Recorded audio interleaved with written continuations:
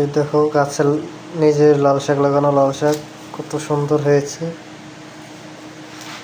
এখন উঠায় নিয়ে আসলাম, মোবাইলে চার্জ ছিল না তাই ভিডিও করতে পারিনি।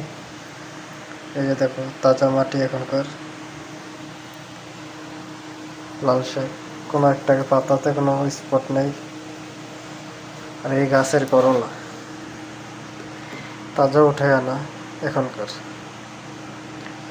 এগুলো আরেক জায়গায় লাগানো ছিল, তো ওখানে মোবাইল নেওয়া নিষেধ তাই ভিডিও করতে পারিনি। এখন উঠায় নিয়ে আসলাম। আর এই দুই দিন আগে আনছিলাম, আর এই দুইটা আজকে নিয়ে আসলাম। 2 জন মানুষ 4টে হলে ইনশাল্লাহ হয়ে যাবে। দেখেছো লাল শাক।